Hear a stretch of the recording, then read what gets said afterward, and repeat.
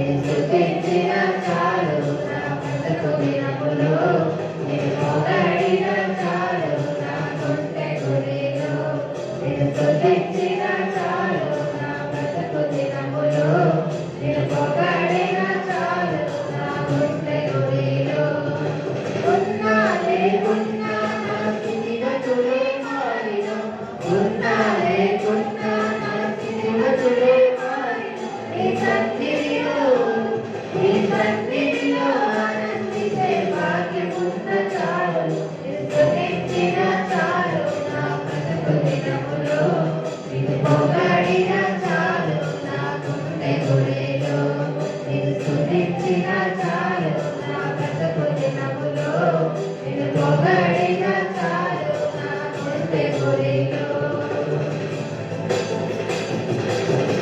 హల్లెలూయా. Thank you. ఇప్పుడు pastor గారిని ఆహ్వానిస్తున్నాం.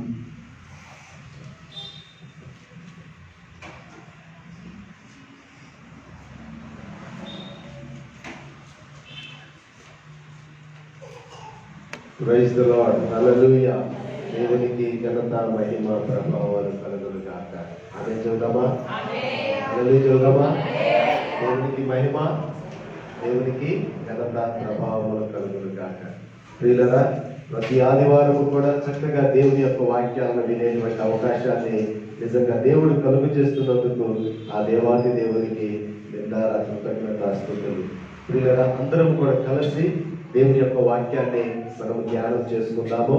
మరి మీరు ఎక్కడున్నా కూడా ఈ లైవ్ ప్రోగ్రామ్ చూస్తున్నా, ఇక్కడ కూర్చొని వింటున్నా కూడా అందరూ కూడా కళ్ళు మూసుకొని ఒకే మాట దేవుణ్ణి అడగండి. యేసయ్యా, నువ్వు నాతో మాట్లాడు.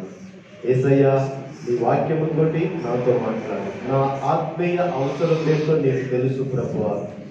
కాబట్టి నువ్వు నాకు అవసరమైన రీతిలో మాట్లాడి నా జీవితాన్ని సరిచేసి నా జీవితానికి అవసరమైన వాక్యమును మీరే కలుగు చేయమని ప్రార్థన చేసుకున్నాము. పరిశుద్ధుడా, నీకు వందనాలు. భూమి ఆకాశమును గతించినను నా మాటలు తప్పిపోవని చెప్పిన దేవా, నీకు స్తోత్రాలు. నమ్ముచున్నాము నీ యొక్క వాక్యములో సత్యమున్నదని, నీ యొక్క వాక్యములో జీవమున్నదని, నీ యొక్క వాక్యములో ప్రభువా ప్రాణమున్నదని మేము నమ్ముతున్నాము ప్రభువా. ఈ యొక్క సజీవమైనటువంటి వాక్యాన్ని ఇప్పుడు ధ్యానిస్తూ ఉండగా మీరు మాతో మాట్లాడమని యేసు నామములో ప్రార్థిస్తున్నాము తండ్రి. ఆమేన్. చేరికుడి వచ్చిన మీ అందరికి కూడా మరి యొక్క ప్రార్థనలో పాల్గొన్నటువంటి వారందరినీ ప్రభువు నిండారా దీవించును గాక. ఆమేన్. గత కొన్ని వారాల నుంచి లేకపోతే నెలలు దినాల నుంచి కూడా మనము దానియేలు అనేటువంటి పుస్తకాన్ని మనము ధ్యానం చేస్తున్నాం. We're meditating and preaching a series of message from book of Daniel. 1వ అధ్యాయములో అన్కాంప్రమైజ్డ్ ఫెయిత్ అంటే రాజీ లేకోకుండా మంచి విశ్వాస జీవితము కలిగి ఉన్నాడు దానియేలు అనేటువంటి విషయాల గురించి నేను మీతో చెప్పాను. 2వ అధ్యాయములో దానియేలు నెబుకద్నెజరుకు వచ్చినటువంటి ఒక కలను దాని యొక్క అర్థాన్ని వివరించి చెప్పినట్లుగా నేను మీతో చెప్పాను. అలానే 3వ అధ్యాయంలోకి వచ్చేసరికి ప్రియులారా, దానియేలు మరి యొక్క నెబుకద్నెజరు గురించి రాస్తూ ఉన్నాడు. 3వ అధ్యాయంలో ఒక పెద్ద ప్రతిమను, ఒక పెద్ద బంగారముతో చేసినటువంటి ఒక పెద్ద బొమ్మను చేసి ఆ యొక్క మైదానంలో, షీనారు అనేటువంటి మైదానంలో పెట్టి జనులు అందరూ కూడా ఆ యొక్క ప్రతిమను ఆరాధించి మొక్కాలి అనేటువంటి రీతిలో మరి ఈ యొక్క నెబుకద్నెజరు ఒక చట్టాన్ని చేశారని నేను మీతో చెప్పాను. అందరూ మొక్కారు, కానీ 3 మాత్రము ఆ యొక్క ప్రతిమను, ఆ బంగారపు ప్రతిమను మొక్కలేదు. వాళ్ళ పేరే షడ్రక్, మెషక్, అబేద్నెగోలు. చూసారా, బంగారముతో మేలిమి బంగారముతో చేశారు ఆ బొమ్మను. అంతేకాకుండా ఆ యొక్క బొమ్మను చేయటమే కాకుండా ఆ యొక్క బ్రహ్మను మరి ఆయా దేశాలు ప్రజలు వారందరూ కూడా ఒక పండగలాగా చేసినట్లుగా మనము చూసాము. ఒక ప్రతిష్ఠిత పండగ ఆ యొక్క బొమ్మను చేయటానికి. ఆ యొక్క బొమ్మను అందరూ కూడా ఆరాధించాలని రాజుగారు ఆజ్ఞాపించాడు. 3వ అధ్యాయము 8 నుంచి 18 వచనాల వరకు పోయిన ఆదివారం నేను చెప్పినటువంటి వాక్యం ఏంటంటే ప్రియులారా, ఆ యొక్క బొమ్మను మొక్కనప్పుడు మరి యొక్క షడ్రక్, మెషక్, అబేద్నెగోలు అనేటువంటి వారిని రాజు బెదిరించడమే కాకుండా అగ్నిగుండములో పడేస్తానన్నాడు. అయినప్పటికీ కూడా వారి యొక్క courage, they were very courageous for their faith, for their lord. అంతేకాకుండా ప్రియులారా, వారందరూ కూడా ఈ యొక్క ప్రభువుని యొక్క విశ్వాసం ఉంచి, మేము నమ్మినటువంటి దేవుడు జీవము కలిగినటువంటి దేవుడు, ఆయన మమ్ములను నీ చేతుల్లో నుంచి తప్పించగలిగినటువంటి వాడు. అంతేకాకోకుండా ప్రియులారా, వాళ్ళు చెప్పినటువంటి సాక్ష్యం ఏంటంటే, ఒకవేళ ఆయన రక్షించినా రక్షించకపోయినా రాజా, నీవు నిలువ పెట్టించినటువంటి బంగారు బొమ్మకు మాత్రము మేము ఏ మాత్రము కూడా నమస్కరించమని మీరు తెలుసుకోండి అన్నారు. వావ్! ఏమైందో తెలిసిన, రాజుగారి ముఖము కొట్టేసినట్లుగా ఉంది. వెంటనే రాజుగారి కోపం వచ్చేసేసింది. రాజుగారు ఏం చేశాడో తెలుసిన, ఇక్కడ ఏం జరిగినటువంటిది ఏంటంటే ప్రియులారా, రాజుగారికి వచ్చినటువంటి కోపం ముందు ఎవరు నిలవగలరు?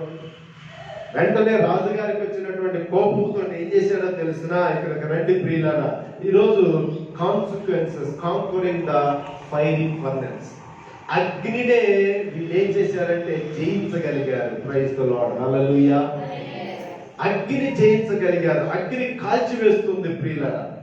ఇక్కడ చూసినట్లయితే 19వ వచనము నుంచి 25వ వచనం వరకు కానీ మనం చూసినట్లయితే, 19వ వచనము దయచేసి మీరు నాతో వచ్చినట్లయితే చదవండి ప్రియులారా. God's people are a persecuted people. 19 నుంచి 23వ వచనం వరకు కానీ మనం చూసినట్లయితే, దేవుని యొక్క బిడ్డలు అనేటువంటి వారు శ్రమలు పాలయ్యేటువంటి వారు. ఒకసారి మన యొక్క విశ్వాసములో మనం గట్టిగా నిలబడినప్పుడు మన ఖచ్చితముగా సమస్యలు అనేటువంటిది వస్తాయి. ఆ సమస్యల నుంచి ఇదిగో తప్పించేటువంటి సమర్థుడైన దేవుడు మనకున్నాడు.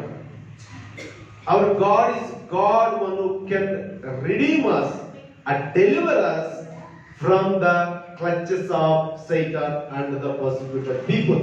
ఇక్కడ చూసినట్లయితే ప్రియులారా, 19వ వచనం చూడండి.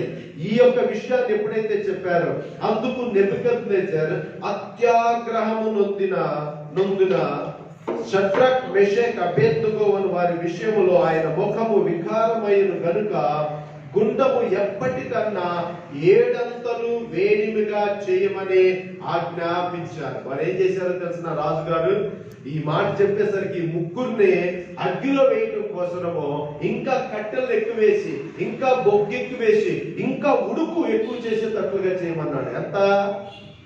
1 అంతలు కాదు, 7 అంతలు అగ్గేయమన్నాడు. అబ్బా, ఆ ఉడుకు ఇంకా 7 అంతలు ఎక్కువ అవ్వాలని చెప్పేసి అన్నాడు. ఎందుకోసమో? రాజు యొక్క మాటను వీరు తిరస్కరించారు కాబట్టి. ఎందుకోసమో? రాజుగారు చెప్పినటువంటి మాటను, ఆ బంగారపు బొమ్మను వీరు మ్రొక్కలేదు కాబట్టి జరిగినటువంటి విషయం ఏంటంటే, బ్రదర్స్ అండ్ సిస్టర్స్, ఇక్కడ చూడండి ప్రియులారా, దేవునికి వీరు లోబడ్డారు కాబట్టి అక్కడ వారికి శ్రమలు వచ్చింది. ఆమేన్. When you obey God, you have to expect the persecutions. యేసు ప్రభు ఏమన్నాడో తెలుసా? ఈ లోకం మంద కాదు. ఈ లోకములో ఉన్నటువంటి వారు ఖచ్చితంగా మనం ఏం చేస్తారో తెలిసిన ప్రియులారా, శ్రమల పాలు వస్తాయి. యేసు ప్రభు వారు అంటున్నాడు, ఇదిగో మీకు ఖచ్చితముగా నిందలు వస్తాయి. నన్ను హింసించిన వారు మిమ్మల్ని కూడా హింసిస్తారంటున్నాడు ప్రియులారా. కాబట్టి క్రైస్తవులు అనేటువంటి వారికి ఈ యొక్క వాక్యానుసారముగా ప్రియులారా, మనందరం కూడా తెలుసుకోవాల్సినటువంటిది ఏంటంటే, శ్రమలు అనేటువంటిది ఖచ్చితముగా వస్తాయి. ఇక్కడ షడ్రక్, మెషక్, అబేద్నెగోవులకు కూడా మరి శ్రమలు వచ్చినాయి. రాజుగారి యొక్క కోపము బైబిల్ గ్రంథంలో చూస్తే, సామెతల గ్రంథము 16వ అధ్యాయము, ఒకసారి నాతో వచ్చినట్లయితే ఎవరు నిలవబడగలరు ప్రియులారా? సామెతల గ్రంథము బుక్ ఆఫ్ ప్రోవర్బ్స్ చాప్టర్ 16-14. ఇక్కడ ఏమంటున్నాడో తెలిసిన, 16వ అధ్యాయము కానీ మనం చూసినట్లయితే 14వ వచనంలో అంటున్నాడు ఈ మాట చూడండి. రాజు క్రోధము మరణ దూత, జ్ఞాని అయిన వాడు ఆ క్రోధమును శాంతపరచును. రాజుగారి యొక్క కోపం ఎట్లా ఉంటుందో తెలిసిన, మరణానికి ఆజ్ఞాపిస్తాడు. రాజుగారి కోపం వస్తుంది ఏం చేస్తాడు? చంపేస్తాడు, జైల్లో పెట్టేస్తాడు. చూసావా, వీళ్ళు ఎక్కడేసాడో తెలిసిన, వీళ్ళకి కోపం వచ్చినప్పుడు అగ్గిలో వేయమని ఆజ్ఞాపించాడు. ఎక్కడ వేయాలంట? వీళ్ళని అగ్గిలో పడేయండి. అపోస్తుల కార్యంలో కూడా చూసినట్లయితే 12వ అధ్యాయము 4వ వచనంలో చూసినట్లయితే కూడా ప్రియులారా, వాళ్ళందరూ కూడా తీసుకువెళ్ళి ఎక్కడేశారో తెలిసిన, చెరసాల్లో వేశారు, వారిని బంధించారు.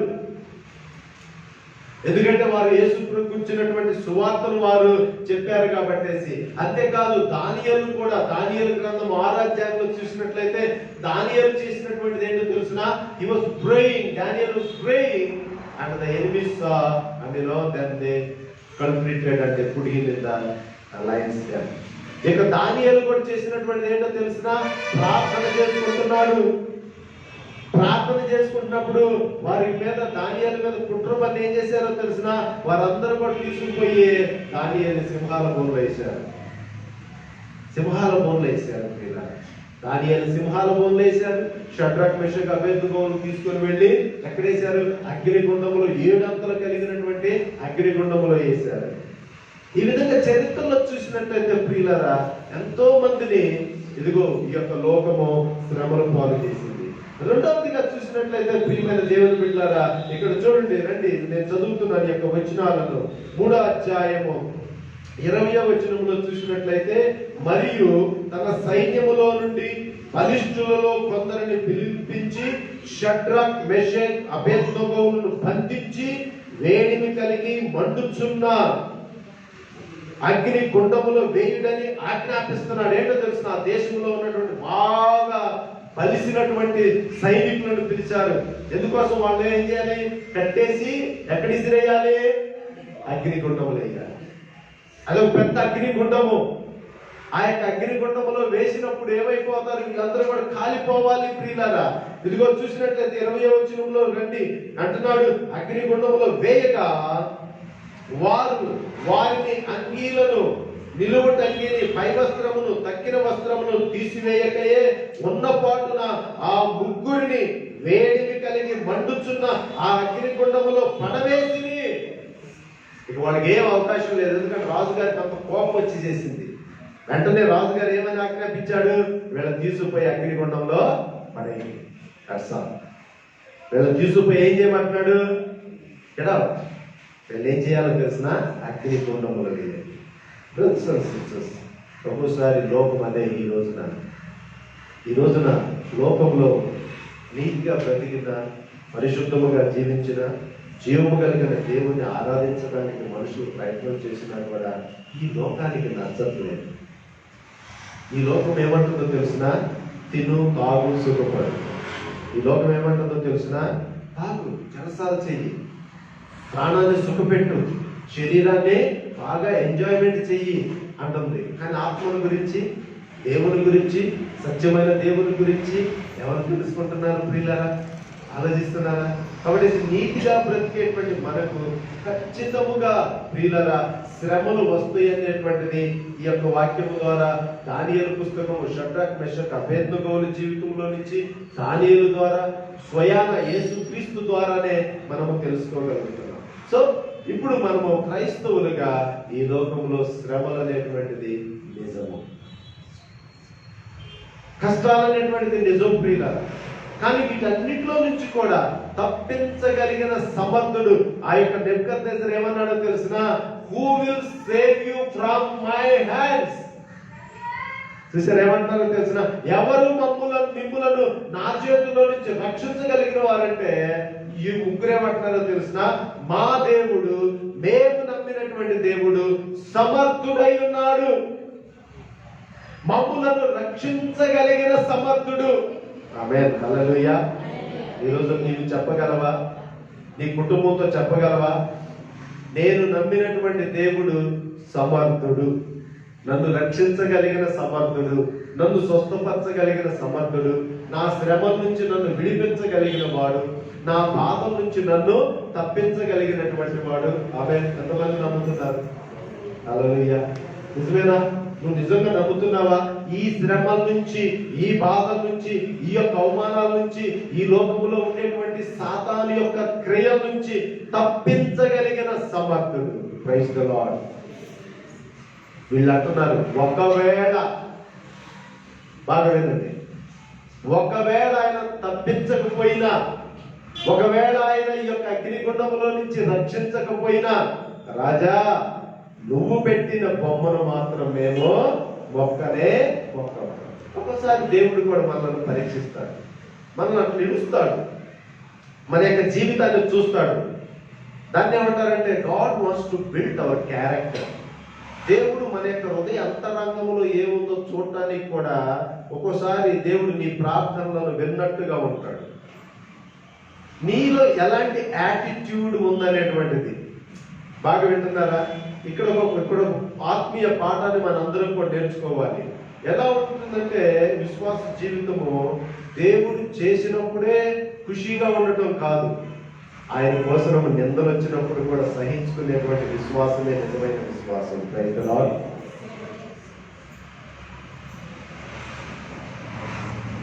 ఆయన కోసం జీవించాలంటే ప్రియులారా సుఖమే కాదు, యోగులాగా ఉండాలి.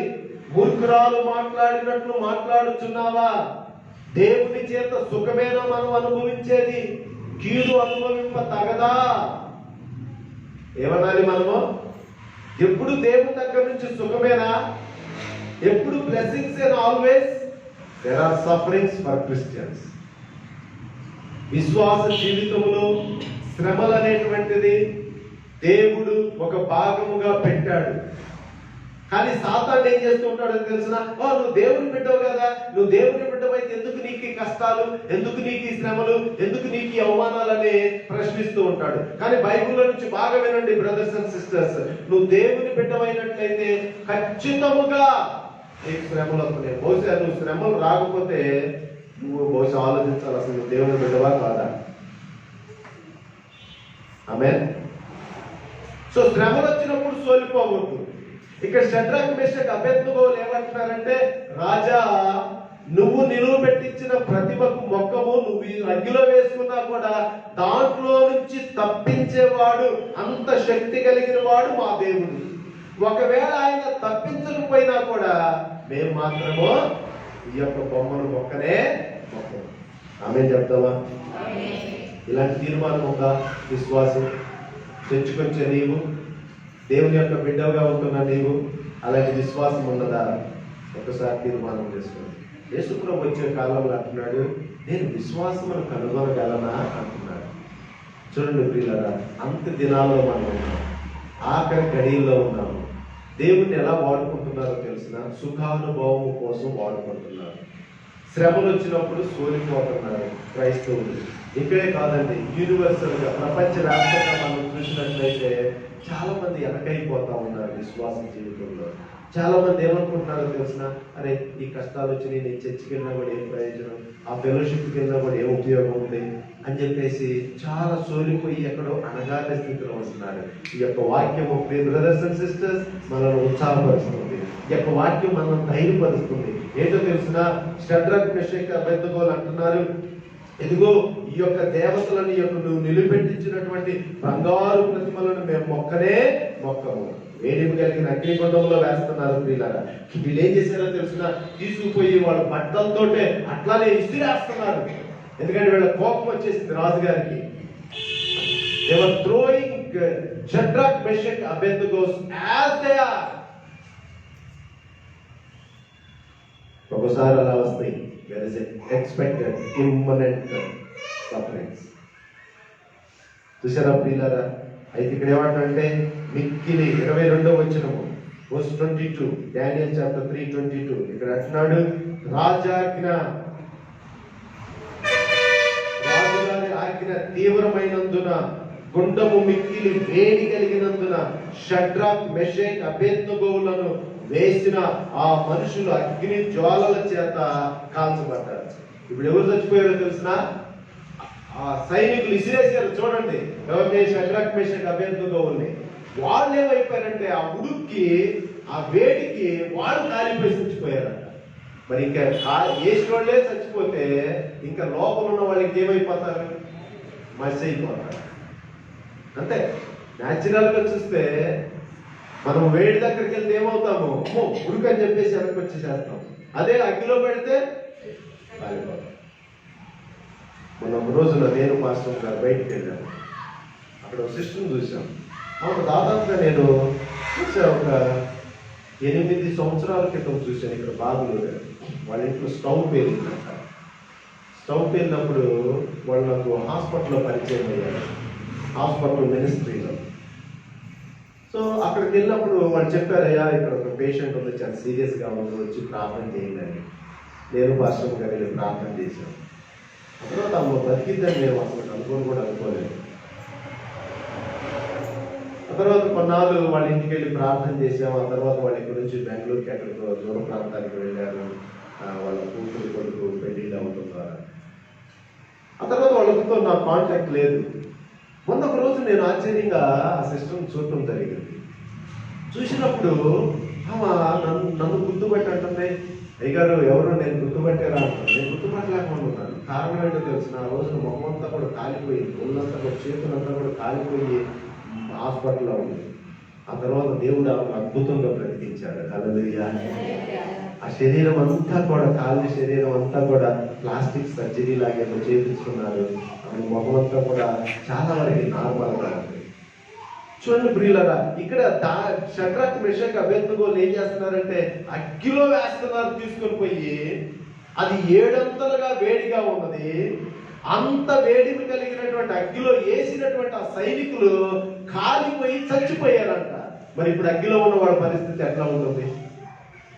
వాళ్ళు కూడా మసి అయిపోతారు. మనం ఆలోచిస్తే ఏమైపోవాలి? వాడు కూడా మసి అయిపోయి చనిపోవాల్సిందే. కానీ చూడండి ప్రియులారా, ఇక్కడ వాక్యంలో చూసినట్లయితే ఏమనుందో తెలిసిన, విసిరివేసిన మనుషులు అగ్ని జ్వాలల చేత కాల్చబడిరి. 23వ వచనం, verse 23.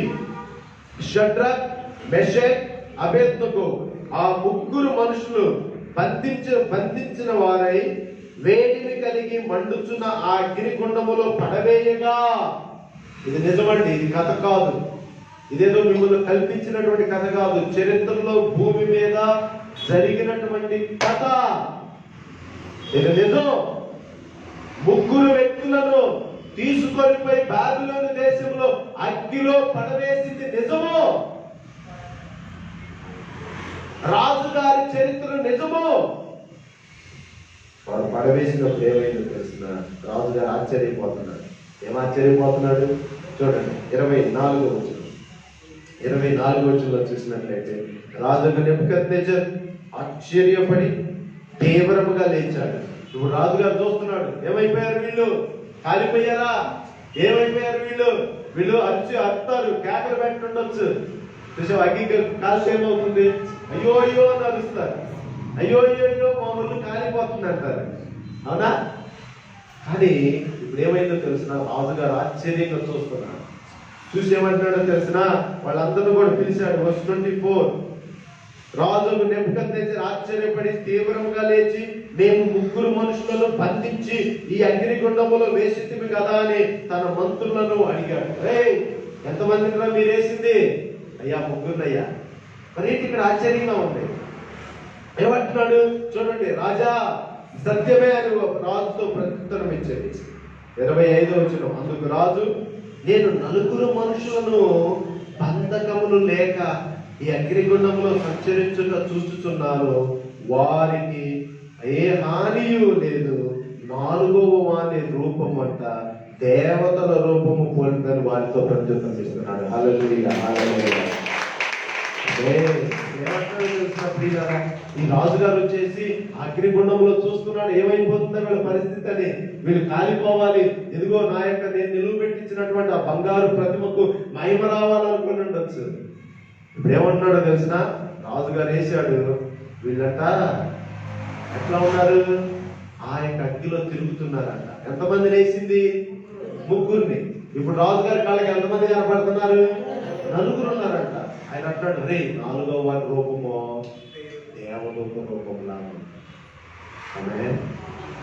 ఇంకో మాటలో చెప్పాలంటే దేవుని రూపంలో ఉన్నది. వాళ్ళు అంటున్నాడు, ఈ రాజుగారు అంటున్నాడు, వారికి ఏ హానియు కూడా లేకోకుండా వాళ్ళ అగ్గిలో తిరుగుతున్నారు. ఆమేన్, ఆమేన్, ఆమేన్. అంటే ఎలాంటి దేవుడు తెలిసిన ప్రియులారా, మన దేవుడు గొప్ప దేవుడు.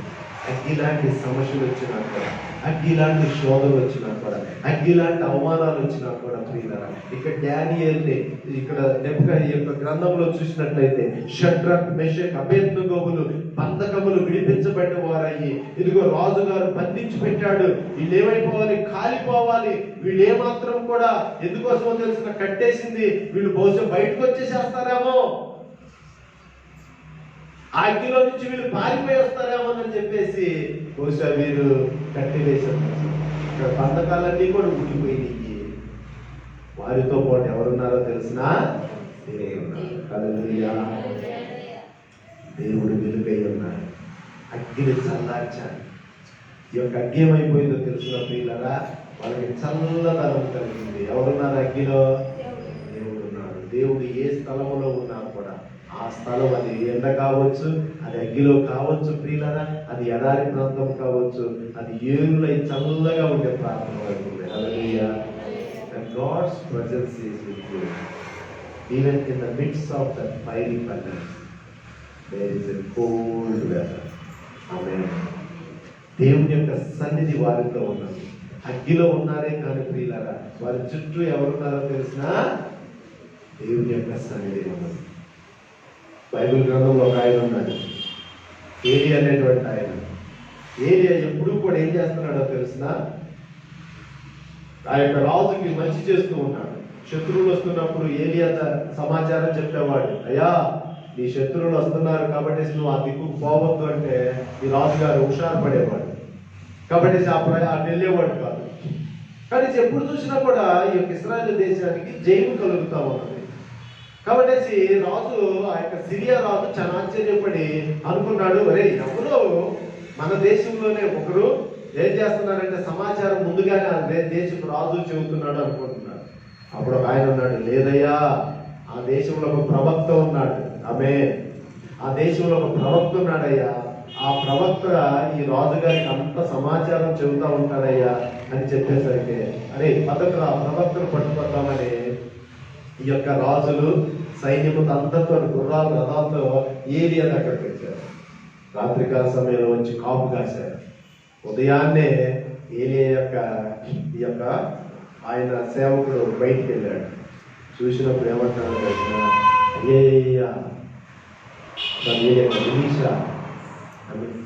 ఎలీషా దగ్గరికి వచ్చి అంటున్నాడు, అయ్యయ్యా మా చుట్టూ కూడా ఈ సైనికులు వచ్చారయ్యా అంటున్నాడు. అప్పుడు భయపడద్దు, ఈ ప్రవక్త ప్రార్థన చేశాడు. ప్రార్థన చేసినప్పుడు దేవుడు కలుగు చేశాడు. ఏలియా యొక్క ప్రవక్త చుట్టూ, ఇంటి చుట్టూ రాజులు సైన్యం ఉంటే వీళ్ళ చుట్టూ ఎవరున్నారు? దేవుని యొక్క దూతలు, అగ్ని పర్వతాలు ఉన్నాయి. హల్లెలూయా. ఇప్పుడు అంటున్నాడు, ఈ యొక్క ప్రవక్త దగ్గర ఉన్నటువంటి పనివాడు అంటాడు, అయ్యా పర్వాలేదు, మనం భయపడాల్సిన పని లేదు. ప్రియులారా, దేవుని బిడ్డలారా, వాక్యం ఉంటున్నారా, మనం దేవుని యొక్క బిడ్డలుగా ఉన్నప్పుడు ఆయన సన్నిధి మనతో ఉంటుంది. మనం అనేక సార్లు క్రైస్తవులుగా మనం ఈ సత్యాన్ని నమ్మట్లేదు, ఈ సమాచారాన్ని మనం వింటలేదు. మనం క్రైస్తవులుగా వింటున్నామే కానీ అటు ఇటు వెళ్ళిపోతూ ఉంటున్నాం. బ్రదర్స్ అండ్ సిస్టర్స్, ఒక్క మాట వినండి, నేను చెబుతున్నాను. దేవుడు అంటున్నాడు, నేను నిన్ను విడువను అంటున్నాడు. మత్తయి సువార్త 28వ అధ్యాయము, ఒకసారి రండి. మత్తయి సువార్త 28వ అధ్యాయము. యేసు ప్రభువు వారి గొప్ప గ్రేట్ కమిషన్ అనేటువంటి దాన్ని మనకి ఇస్తూ, మత్తయి సువార్త 28వ అధ్యాయము ఆఖరి వచనము 20వ వచనములు అంటున్నాడు, నేను మీకు ఏ ఏ సంగతులు ఆజ్ఞాపించుతునో వాటన్నిటినీ గైకొనవలనని వారికి బోధించుడి. ఇదిగో నేను, వింటున్నారా? ఇదిగో నేను, యేసుప్రభు వారు అంటున్నాడు, ఇదిగో నేను సదాకాలము, యుగ సమాప్తి వరకు సదాకాలము నేను మీతో కూడా ఉన్నాను. క్రైస్తవులారా, హల్లెలూయా. దేవుడు ఎక్కడెక్కడ ఉంటున్నాడు? చర్చికి వచ్చినప్పుడేనా ఉండేది? ఇంట్లో ఉన్నప్పుడు నీతో ఉండడా దేవుడు? యేసయ్య ఉంటాడా? ఉండడా? ఉంటాడు. నువ్వు పనిలో ఉన్నప్పుడు యేసయ్య ఉంటున్నాడు, నువ్వు కిచెన్లో ఉన్నప్పుడు నీకు తోడుగా ఉంటున్నాడు, నువ్వు ఉద్యోగంలో ఉన్నప్పుడు తోడుగా ఉంటున్నాడు, నువ్వు చెత్త దొరికేటప్పుడు దేవుడు తోడుగా ఉంటున్నాడు, నువ్వు బస్సులో ప్రయాణం చేస్తున్నప్పుడు దేవుడు తోడుగా ఉంటున్నాడు. ప్రతి స్థలంలో కూడా ఆయన నీకు తోడుగా ఉంటాడు. ఆమేన్. ఆయన నిన్ను విడువడు. నేను ఇదిగో నా చేతుల్లో చెక్కబడినటువంటి వారిని ఎవ్వరు కూడా దొంగిలించలేరు అంటున్నాడు. యోహాను సువార్త కూడా చూడండి ప్రియులారా, యోహాను సువార్త 10వ అధ్యాయము 28వ వచనంలో కానీ మనం చూసినట్లయితే ఇక్కడ దేవుని యొక్క వాక్యములు అంటున్నాడు. 28వ వచనం, నేను వాటికి నిత్య జీవం ఇచ్చుచున్నాను కనుక అవి ఎన్నటికి నశింపవు, ఎవ్వడును నా చేతుల్లో నుండి అపహరింపడు. చూసారా ప్రియులారా, దేవుడు నీ జీవితాన్ని ఆయన చేతుల్లో భద్రపరిచాడు కాబట్టి ఎవ్వరూ దొంగిలించలేరు. ఏ అగ్ని కూడా నిన్ను కాల్చలేదు. ఏ సాతానుడు కూడా నీ జీవితాన్ని నాశనము చెయ్యలేడు. యోబును చూద్దాం ప్రియులారా. యోబును ఎవరు వెళ్ళి రిక్వెస్ట్ చేస్తున్నారు? సాతానుడు వెళ్ళి దేవుని దగ్గర అడుగుతున్నాడు, ఇదిగో నేను యోబు చుట్టూ ఉన్న కంచెను తీసివేయి, నేను యోబును శోధిస్తాను. అమ్మా, నీలో ఉన్నవాడు లోకములో ఉన్నవాడి కంటే గొప్పవాడు. ఇక్కడ షడ్రక్ మెషక్ అబేద్నెగోవుల్ని అగ్ని కంటే కూడా సర్వశక్తి కలిగిన దేవుడు వారికి తోడుగా ఉన్నాడు కాబట్టి ఆ యొక్క అగ్గిలో వారు సల్లబోటేలా తిరుగుతూ ఉన్నారు. హల్లెలూయా. నువ్వు నమ్ముతున్నావా? నిజంగా నమ్ముతున్నావా? మనం నమ్మట్లేదు వాక్యాన్ని. అదే మనకు వచ్చిన సమస్య. మనం ఏం చేస్తున్నాం అంటే వింటున్నాం, వెళ్ళిపోతున్నాము. ఇంటికి వెళ్ళిన తర్వాత దేవుడిని అడుగుతున్నాం, దేవుడు నువ్వు ఎక్కడున్నావు? ఉంటే నాకెందుకు ఈ సమస్యలు, ఉంటే నాకెందుకు ఈ బాధలు, ఉంటే నాకెందుకు ఈ అవమానాలు, ఎందుకు ఈ రోగాలు, కాబట్టి నేను రేపు వారం చర్చికి వెళ్ళను. మన జీవితాన్ని సరి చేసుకునే సమయం దేవుడి యొక్క వాక్యంతో ఇది మంచిది. వచ్చే వారం ప్రియులారా మనం నేర్చుకోబోతున్నాము. ఈ యొక్క నలుగురు ఈ 50 రోజులు చూసారు, దేవుడు వారితో ఉన్నాడు. ప్రదర్శన సిస్టమ్ దేవుని యొక్క సన్నిధి వారితో వెళ్ళబడింది. నిజమైన వాక్యంలో నేను ఒకే ఒక మాట చెప్పాను, ఇది అంటున్నాడు, నా చేతుల్లో నేను నిన్ను పెట్టి ఉన్నాను. నా చేతుల్లో నుంచి ఎవ్వరు మిమ్మలను దొంగిలించలేదు. రాజు నెబుకద్నెజరు ఏమంటున్నాడో తెలిసిన, నా చేతుల్లో నుంచి మిమ్మల్ని ఎవరు తప్పిస్తారో చూస్తాను అంటున్నాడు. వాక్యంలో అంటాడు యేసయ్య, నా చేతుల్లో నుంచి ఎవ్వరు కూడా మిమ్మలను తప్పించలేదు, ఎవ్వరూ మిమ్మలను దొంగిలించలేదు. ఎంత గొప్ప మాట. కళ్ళు మూసుకొని ప్రార్థన చేసుకున్నామా? చక్కటి వాక్యాన్ని విన్నాము. ఇప్పుడు ఎక్కడున్నారు? ఈ యొక్క షడ్రక్ మెషక్ అబేద్నెగోవులు మండుచున్న అగ్నిగుండములో ఉన్నారు. ఆ యొక్క అగ్నిగుండములో నుంచి ప్రియులారా ఇక్కడ వాక్యంలో చూసినట్లయితే 4వ వాడు కనపడుతున్నాడు. ఈ యొక్క దానియేలు ఈ యొక్క నెబుకద్నెజరుకి ఈ యొక్క 4వ వాని యొక్క రూపమంట దేవదూత రూపములాగా ఉన్నది. ఆ దేవదూత రూపం ఎవరో కాదు, ఆయన దేవుడు, ఆయన ప్రభు యేసుక్రీస్తు. ఆయన తోడుగా ఉన్నాడు. ఆయన ఇమ్మానుయేలు ఉన్నాడు. నిన్ను నన్ను తప్పించేవాడు, నిన్ను నన్ను రక్షించేవాడు. Brothers and sisters, I want to invite you to look into this God, one who is with Shadrach, Meshach and Abednego in the fiery furnace. He will be with you wherever you go. ఆయన నీతో ఉంటానని వాగ్దానం ఇచ్చాడు. నీతో ఉండేటువంటి వాడు ప్రియులారా. నిన్ను విడవడు, నిన్ను అనాథగా విడవనంటున్నాడు. దుఃఖపడుతున్నావా? ఎవరు లేరు, అయ్యో నన్ను ప్రేమించేవారు లేరే, అయ్యో నన్ను చూసేవారు లేరే, నన్ను పలకరించేవారు లేరే అనుకుంటున్నావా? ఈ రోజున యేసు దగ్గర యేసు ప్రభు వారు వారికి తోడుగా ఉన్నారు. ఆయన నీకు తోడుగా ఉండేది. నిన్ను రక్షించేవాడు, నిన్ను తప్పించేవాడు, నిన్ను విడిపించేవాడు. కళ్ళు మూసుకొని ప్రార్థన చేసుకొని మీ జీవితాలను యేసు గుర్తించండి. ఇంతకాలం నువ్వు యేసు ప్రభువు నమ్మలేదేమో, ఈ క్షణంలోనైనా నువ్వు ప్రభు యేసునందు విశ్వాసం ఉంచు. అప్పుడు నీవును నీ ఇంటి వారును రక్షించబడతారు. పరిశుద్ధుడా నీకు వందనాలు. ఇంతమంది యొక్క వాక్యమును బట్టి నీకు స్తోత్రం. ఈ యొక్క వాక్యంలో ఉన్న విశేషతను ప్రభు ప్రజలు అర్థం చేసుకొని అయినా నీ యందు విశ్వాసం ఉంచే బిడ్డలుగా కాలం చేయాలి. నా ప్రార్థన ఆలకించవలసిందిగా వేడుకుంటున్నాను. నీ నామానికి ఘనత, మహిమ, స్తుతి, స్తోత్రాలు కలుగుతున్నట్లుగా సహాయం చేయాలి. మా రక్షకుడు, లోకరక్షకుడైన యేసుక్రీస్తు నామములో ప్రార్థిస్తున్నాను పరమ తండ్రి. ఆమేన్. హల్లెలూయా. ప్రభు యొక్క కృప మీ అందరి మీద కాక. వీళ్ళరా వచ్చే వారము మరి ఇంకా ఉన్నటువంటి సందేశంతో మనము దేవుని స్తుతిద్దాము, కనపరుద్దాము. రండి, దేవుని యొక్క వాక్యాన్ని వినండి, మీ జీవితాన్ని సరి చేసుకోండి. దేవుడి యొక్క కృప మీద ఆమేన్.